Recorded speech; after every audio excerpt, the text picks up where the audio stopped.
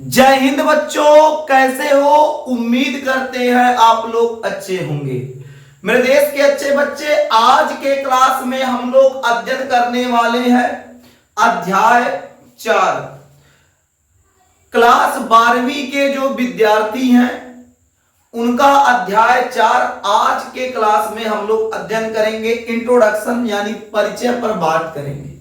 अध्याय 4 है क्या? तो अध्याय 4 है वंशागति तथा विविधता के सिद्धांत। तो मेरे देश के नौजवान, मेरे देश के प्यारे बच्चे, अच्छे बच्चे, जल्दी से आप लोग कॉपी और पेन लेके बैठ जाइए ताकि आज का क्लास शुरू किया जा सके, आपको कुछ बेहतर पढ़ाया जा सके। आपके मन में एक प्रश्न तो उठ रहा होगा कि बड़ा लंबे समय के बाद आज का क्लास उपस्थित हुआ है, हम लोग को लग रहा था क्लास नहीं लगेगा।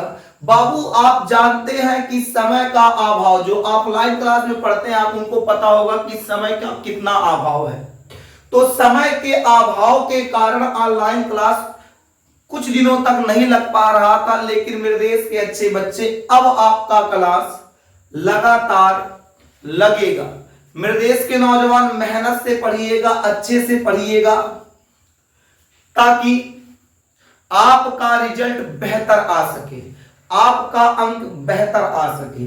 मेरे देश के नौजवान, आज का जो अध्याय है अध्याय 4, इसमें हम लोग इंट्रोडक्शन यानी परिचय पर बात करने वाले हैं।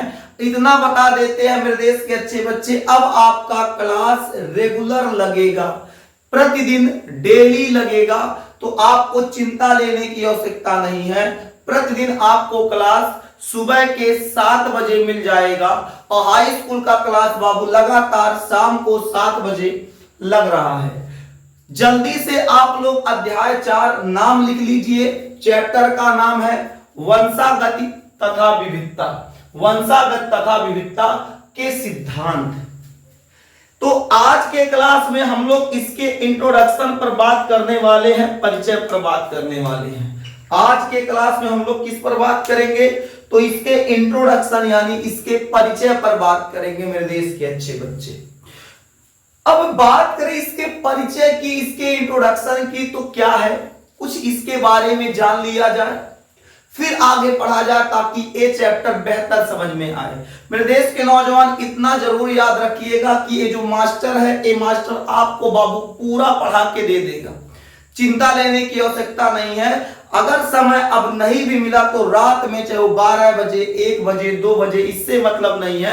वीडियो को रिकॉर्ड किया जाएगा, आपके पास आपके समय पर भेज दिया जाएगा ताकि आपका अब पढ़ाई न रुके, आपका पढ़ाई अब चलता रहे। मेरे देश के नौजवान, अगर बात करें हम लोग वंशागति और विविधता की, तो क्या है वंशागति, क्या है विविधता, आज के क्लास में ही समझाएंगे। उससे पहले हम लोग समझेंगे आनुवांशिकी क्या है। उससे पहले हम लोग क्या समझेंगे? आनुवांशिकी क्या है। आनुवांशिकी को बाबू हम लोग क्या कहेंगे? जेनेटिक्स कहेंगे। भाई साहब, सबसे पहले जानना ये जरूरी है कि जेनेटिक्स क्या है। सबसे पहले जानना जरूरी है जेनेटिक्स क्या है। जेनेटिक्स किसे कहते हैं? तो सबसे पहले मुस्कुराते हुए हेडिंग कर लीजिए जेनेटिक्स, हेडिंग कर लीजिए और 2 लाइन लिख लीजिए, फिर आपको बता देते हैं। हेडिंग कर लीजिए जेनेटिक्स, नोट कीजिए साथ साथ विभिन्न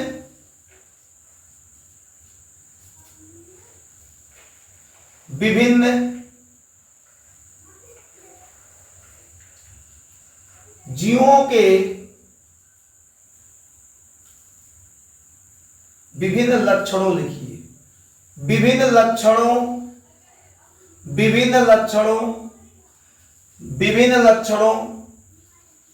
के वंशागति, विभिन्न लक्षणों के वंशागति का अध्ययन,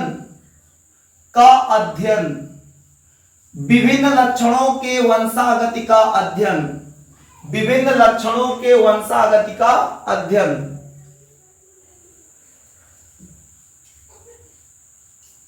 जेनेटिक्स या अनुवांशिकी,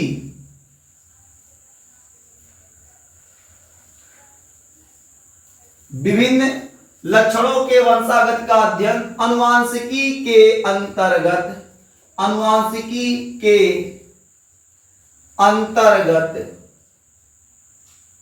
अनुवांशिकी के अंतर्गत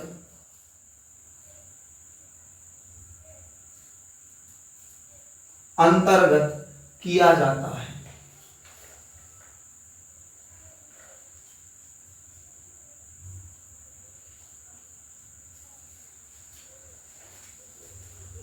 कहेंगे सर ये जो लाइन है कुछ समझ में नहीं आ रहा, मेरे देश के नौजवान अभी समझाए कहां।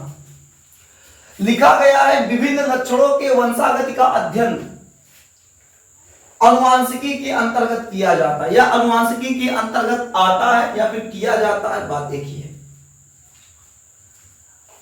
अब जैसे कोई जीव है, ध्यान समझिए, ये एक जीव है, इसका नाम है भाई साहब मकालू। ये देखो मकालू का ये है बाल, मकलुआ को पहले बना देते हैं।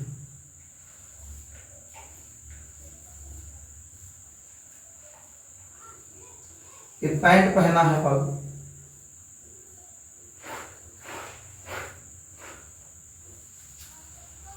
ये है मकालू। मकालू का ब्याह हुआ चंपा से। मकालू ब्याह किससे कराएंगे बाबू? कि चंपा से ब्याह करा देते हैं। मकालू का ब्याह किससे हुआ? चंपा से हुआ बाबू।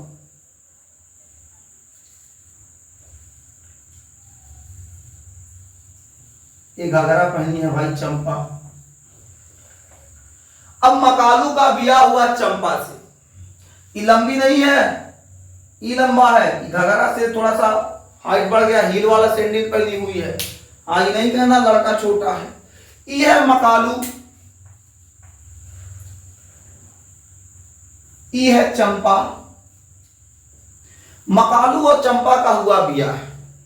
और जब मकालू और चंपा का ब्याह हुआ तो बाबू कुछ वर्ष बाद इन दोनों का एक संतान हुआ। संतान का नाम क्या रहेगा? संतान का नाम रहेगा बाबू कचालू। नाम आप कुछ भी दे सकते हैं। तो ये जो कचालू है इन दोनों का संतान है, ये इसके बाबू जनक हैं। ये क्या है? इसके जनक हैं। और ये है संतान। तो जनक का जो लक्षण होगा, जनक का जो लक्षण होगा वो लक्षण बाबू उनके संतान में दिखाई देगा। जनक का जो लक्षण होगा वो लक्षण संतान में भी दिखाई देगा। इनका लक्षण, इन दोनों का लक्षण इस बच्चे में ट्रांसफर हुआ है। इन दोनों का लक्षण इस बच्चे में ट्रांसफर हुआ है। तो आपको इससे ये पता चलता है जो जनक है उसके कुछ लक्षण, जनक के कुछ लक्षण इसके बच्चे में आ गया है। जनक का कुछ लक्षण इसके बच्चे में आ गया है। तो बच्चा बाबू अपने जनक के समान कुछ हद तक अपने जनक के समान बाबू प्रतीत होगा, अपने जनक के समान व्यवहार करेगा।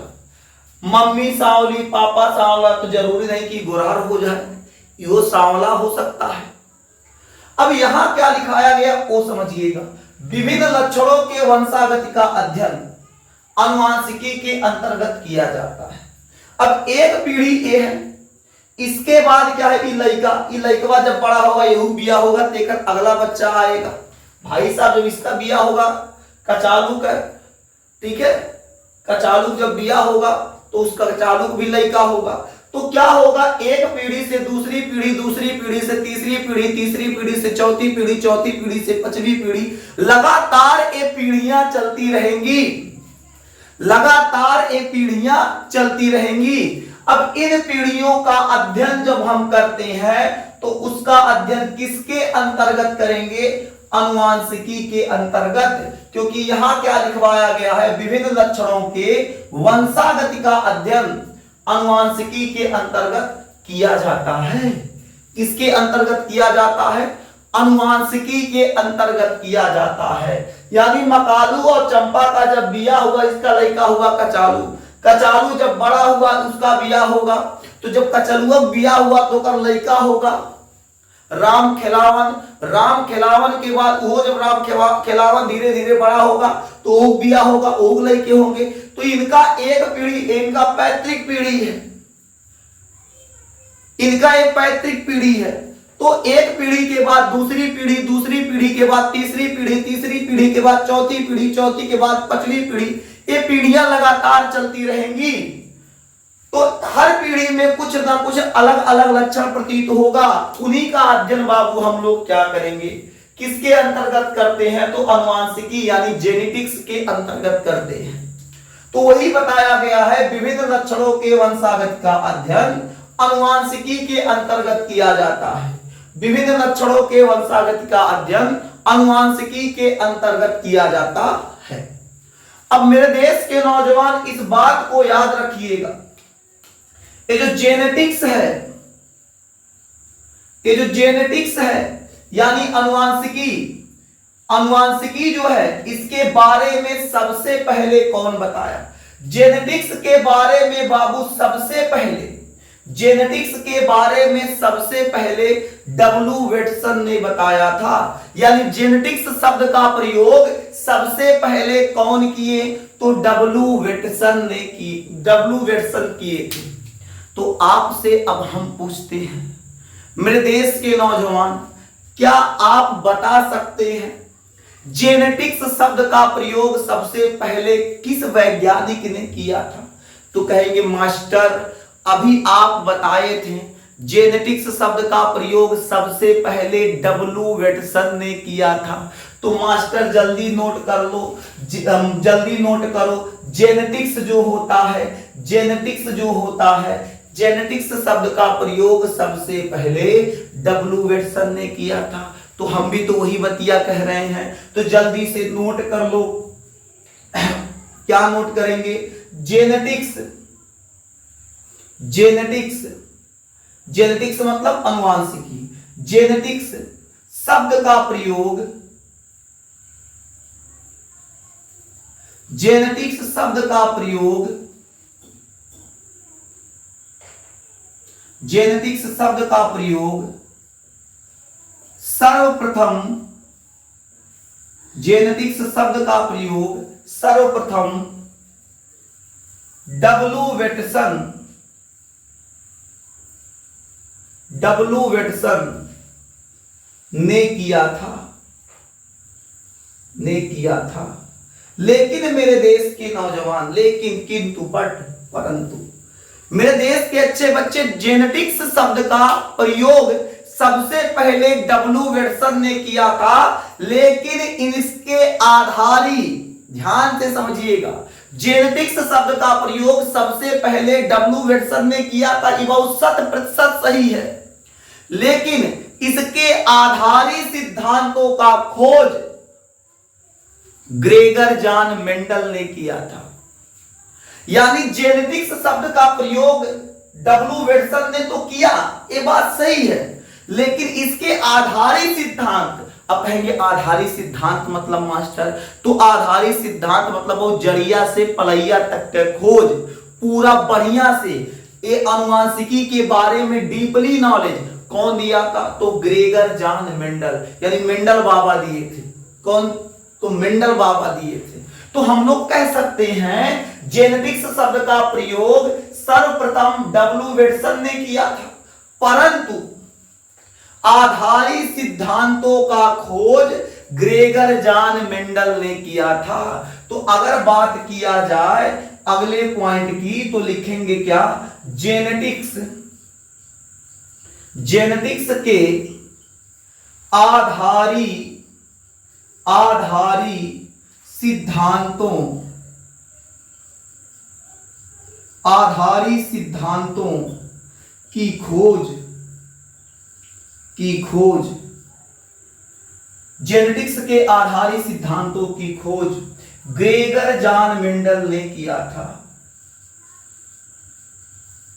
ग्रेगर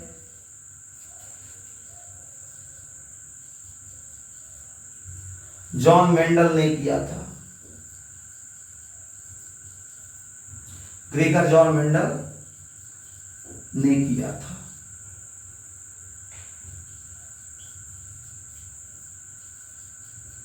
बात याद रहेगा? बताइए मेरे देश के नौजवान, इतना बात याद रहेगा क्या? बस दो बात याद रखना है। दो बात में पहला बात, जेनेटिक्स जो है, जेनेटिक्स के बारे में सबसे पहले बताए कौन? जेनेटिक्स शब्द का सबसे पहले प्रयोग किया कौन? तो प्रयोग किए डब्ल्यू वेटसन ने। लेकिन इनके आधारित सिद्धांतों के बारे में किसने बताया? तो अपने भाई चहीते मेंडल बाबा। मेंडल बाबा का पूरा नाम क्या है? Gregor John Mendel. Gregor John Mendel. तो ग्रेगर जॉन मेंडल ने जेनेटिक्स यानी अनुवांशिकी के आधारित सिद्धांतों का खोज किए थे। कौन किए थे? तो Gregor John Mendel. Gregor John Mendel. Gregor John Mendel. इस आधार पर भाई आधारित सिद्धांत का खोज मेंडल बाबू किए, तो मेंडल बाबा किए। तो मेंडल बाबा जब इसके आधारित सिद्धांत का खोज किए, इसी आधार पर अनुवांशिकी के जनक के रूप में मेंडल को बैठा दिया गया। कहा गया वेटसन बाबू तुम तो कुछ बताए नहीं, थोड़ा बहुत बता दिए, लेकिन बढ़िया से बताए कौन? मेंडल। इस आधार पर मेंडल को अनुवांशिकी का जनक कहा गया। तो आधारित सिद्धांतों का खोज मेंडल ने किया। इस आधार पर मेरे देश के नौजवान मेंडल को क्या कह दिया गया? अनुवांशिकी का जनक। तो लिखेंगे क्या? इस आधार पर, इस आधार पर, इस आधार पर, इस आधार पर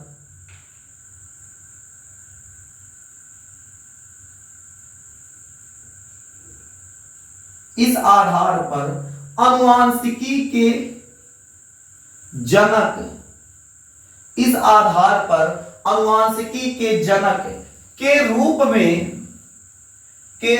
में मेंडल जाने जाते हैं। मेंडल जाने जाते हैं।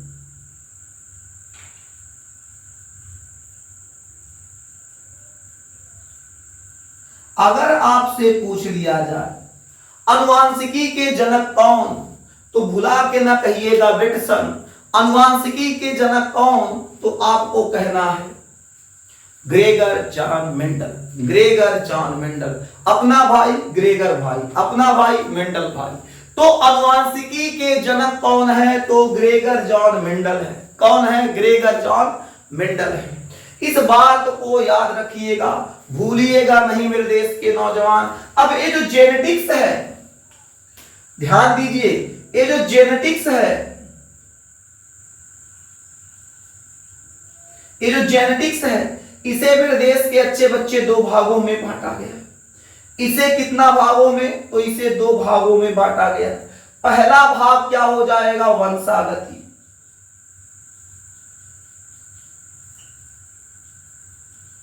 इनहेरिटेंस। और इसके दूसरे भाग को हम लोग कहते हैं विविधता। क्या है? विविधता है। सही कर लो, विविधता। विविधता, विविधता को हम लोग क्या कहेंगे? वैरायटी।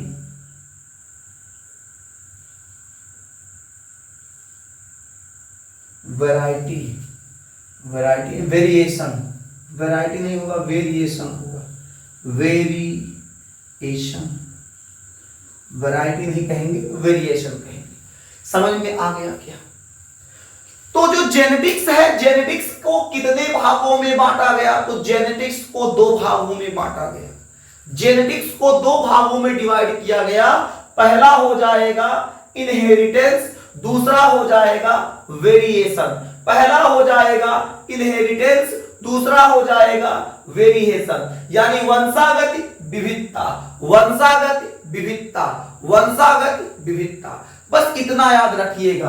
अब भाई साहब बोर्ड में जगह नहीं, आप एक काम कीजिएगा, इतना नोट करो फिर आगे बता दें। जल्दी करो मेरे देश के अच्छे बच्चे।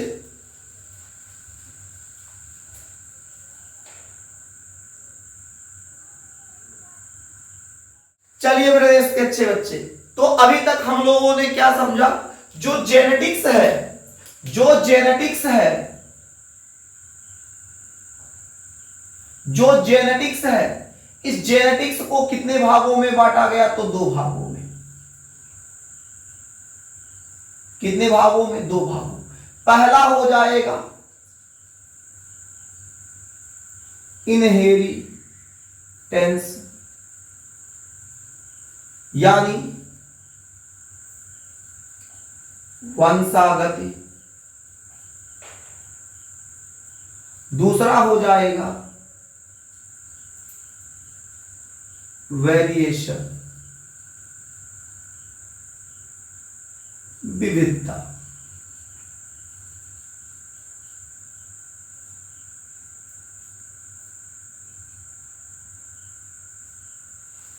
विविधता। अब जेनेटिक्स को 2 भागों में बांटा गया, वंशागति और विविधता। सबसे पहले समझते हैं वंशागति क्या है, तो मुस्कुराते हुए हेडिंग कर लो वंशागति। वंशागति क्या है, इनहेरिटेंस क्या है, वंशागति क्या है। सबसे पहले इसे जानना जरूरी है। ये जो वंशागति होता है, वंशागति क्या है, पहले बताइए सर जी वंशागति।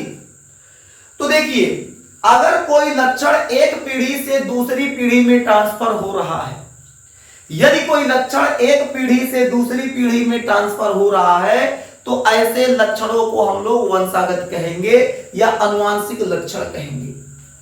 जैसे हमारे माता पिता से कुछ लक्षण हमारे अंदर ट्रांसफर हुआ, हमारे माता पिता से कुछ लक्षण हमारे अंदर ट्रांसफर हुआ। अब हमारे बाद जो हमारा संतान होगा, तो हमारे संतान में हमारा लक्षण हमारे संतान में ट्रांसफर होगा। तो ऐसे लक्षण जो एक पीढ़ी से दूसरी पीढ़ी में, दूसरी पीढ़ी से तीसरी पीढ़ी में, तीसरी पीढ़ी से चौथी पीढ़ी में ट्रांसफर हो रहे हैं, स्थानांतरित हो रहे हैं, ऐसे लक्षणों को आनुवांशिक लक्षण कहेंगे। ऐसे लक्षणों को वंशागति कहेंगे। वंशागति और आनुवांशिक लक्षण दोनों सेम है, बस शब्द का फर्क है। तो आपसे कह दिया जाए इनहेरिटेंस या वंशागति क्या है, तो मुस्कुरा के जवाब दीजिएगा। वे लक्षण जो एक पीढ़ी से दूसरी पीढ़ी में स्थानांतरित होते हैं, यानी ट्रांसफर होते हैं, ऐसे लक्षण को हम लोग क्या कहते हैं, आनुवांशिक लक्षण या वंशागति कहते हैं। तो मेरे देश के नौजवान, आपको लिखना क्या है, तो लिखना है वे लक्षण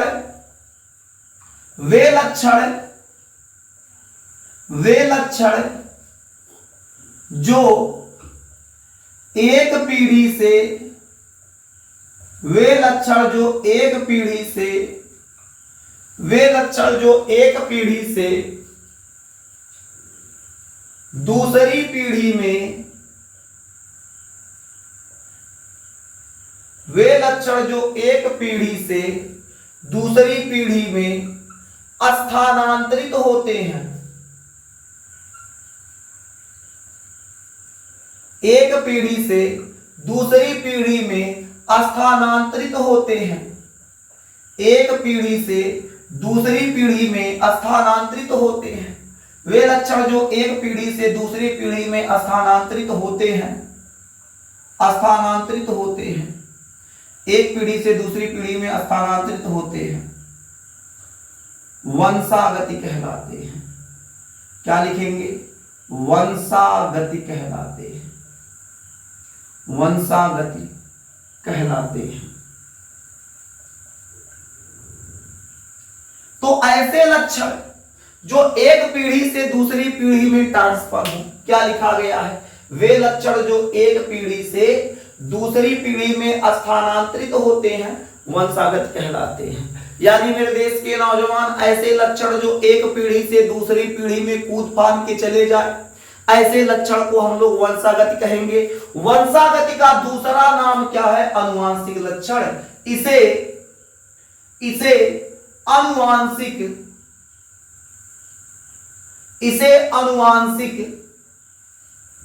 लक्षण भी कहते हैं।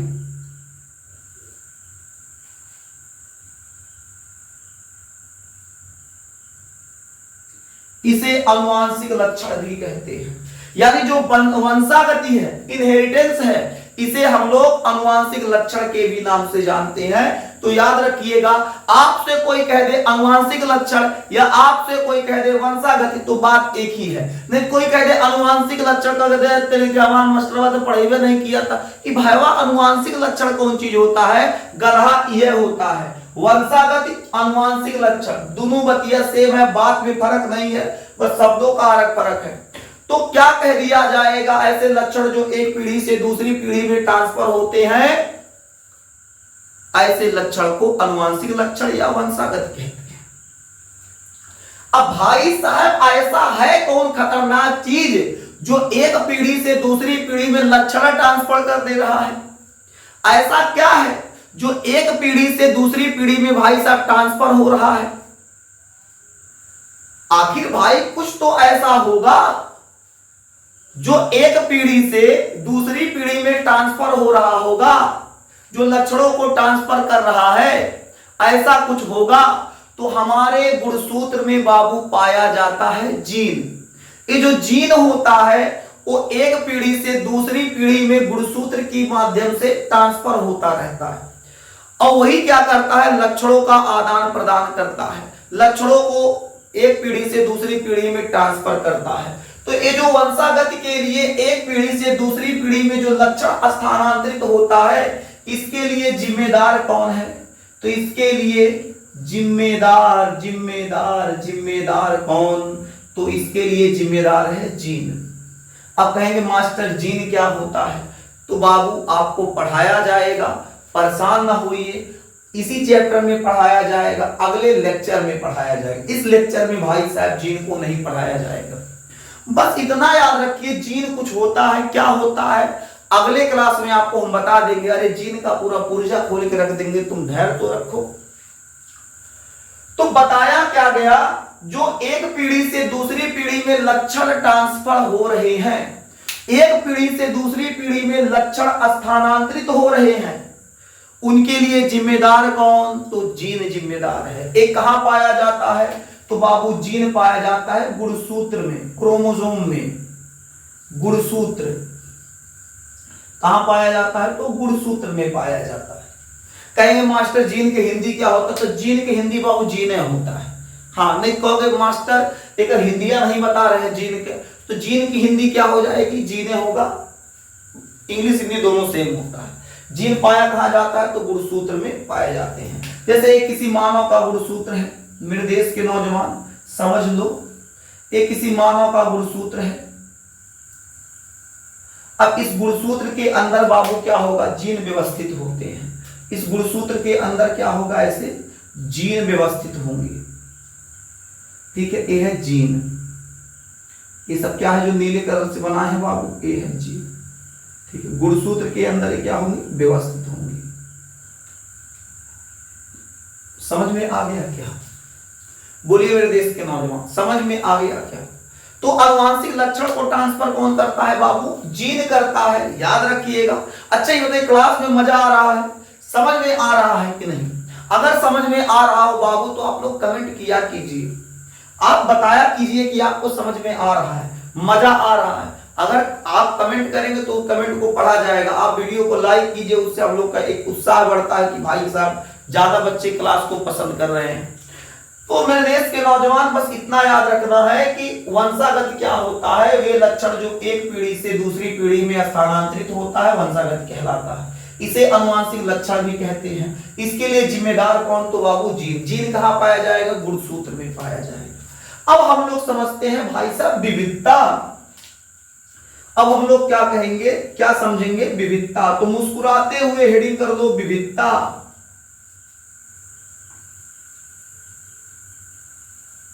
वेरिएशन।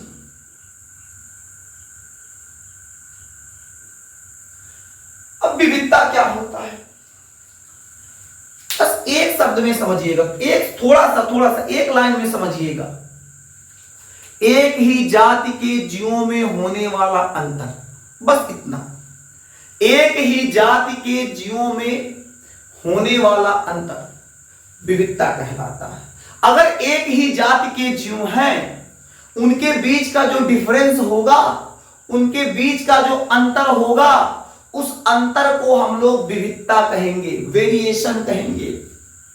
अब कहेंगे जाति मतलब सर जी, तो जाति मतलब गधा मानव। जैसे हम एक मानव हैं, आप एक मानव हैं, तो आपके और हमारे बीच का जो डिफरेंस होगा, जो अंतर होगा, इसी अंतर को हम लोग क्या कहेंगे, विविधता कहेंगे। यानी एक ही जाति, जैसे मेरे देश के नौजवान, ये देखो, ई है मकलुआ, ये कौन है, ई है मकालू। भाई साहब देखो मकालू को थोड़ा सा पैंट पहना दो इसको, भाई साहब इसका पैंट है, जूतों को वैरायटी चेंज ना करो, एक पे रहने दो, ये हाथ ऐसे बांध के रखा है, ये है मकालू। चलो, इसका दोस्त है, ये इसका दोस्त है, ये इसका दोस्त है।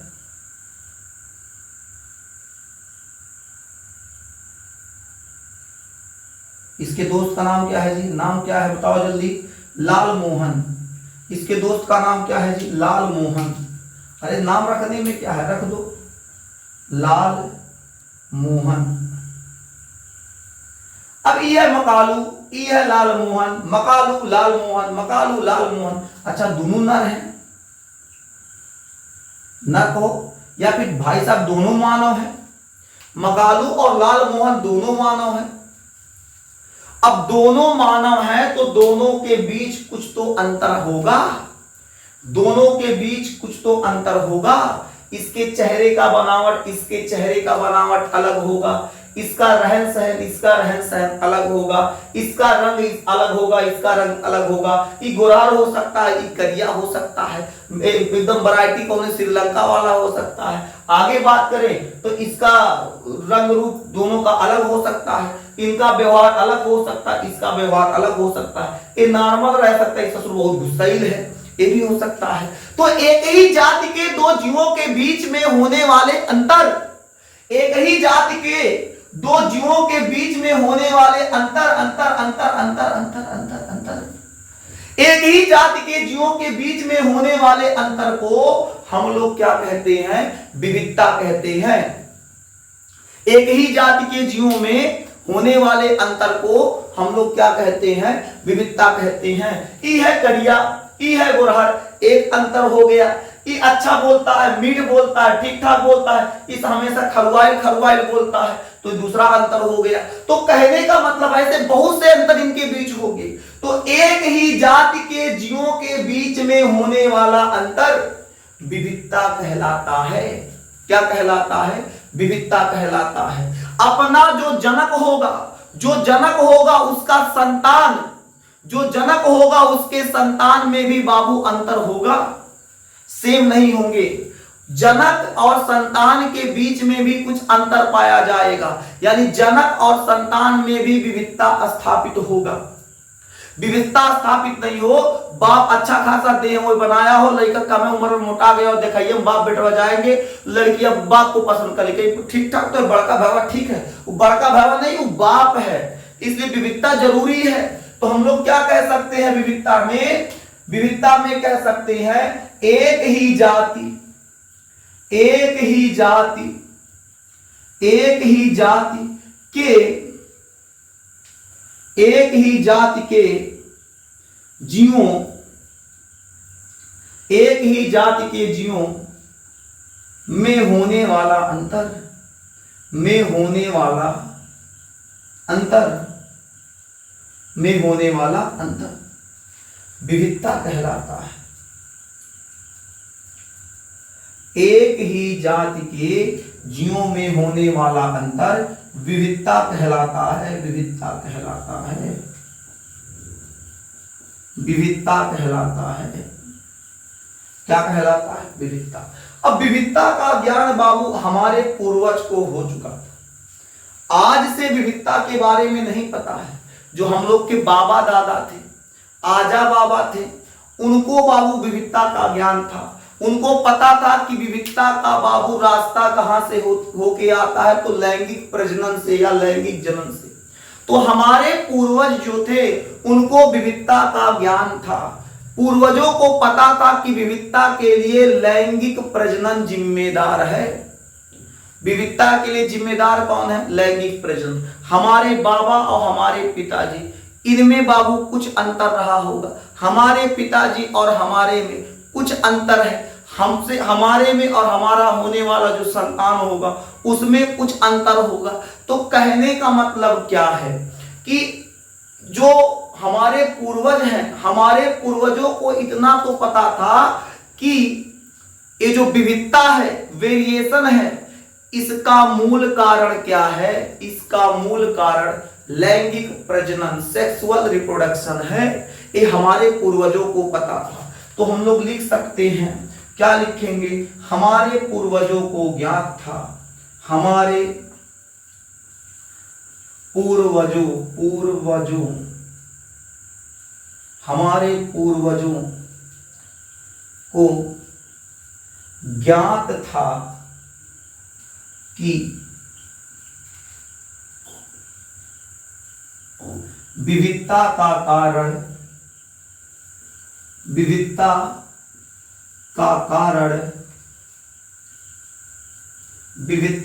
कारण लैंगिक प्रजनन है।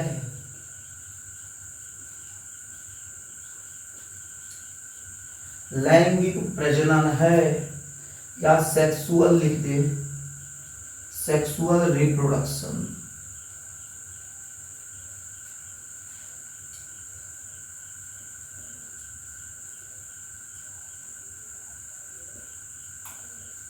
हमारे पूर्वजों को ज्ञात था कि विविधता का कारण लैंगिक प्रजनन है।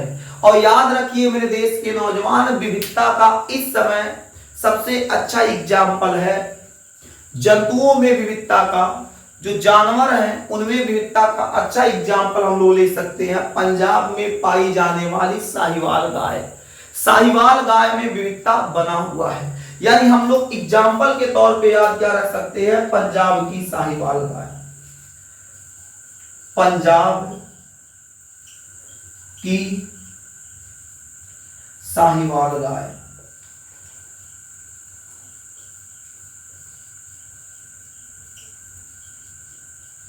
पंजाब की साहिवाल गाय, पंजाब की साहिवाल गाय विविधता का एक एग्जाम्पल है। अब विविधता बाबू आर्टिफिशियल भी हो सकता है, कृत्रिम हो सकता है, बाकी प्राकृतिक तो है ये है। अब मेरे देश के नौजवान, आपको यहां तक तो समझ में आ गया होगा विविधता क्या होता है या वंशागत क्या होता है। आज का क्लास बस यही रोकते हैं। कल के क्लास में हम लोग कुछ और जानेंगे, कुछ और बेहतर चीजों का अध्ययन करेंगे। कल के क्लास में हम आपको एलील पढ़ा देंगे, जीन पढ़ा देंगे, जीनोटाइप, फिनोटाइप, इन सब चीजों का अध्ययन हम कल के क्लास में बाबू कराएंगे। आज का क्लास बस यही तक। फिर मिलेंगे आपसे अगले क्लास में। तब तक के लिए जय हिंद। स्वस्थ रहिए, मस्त रहिए।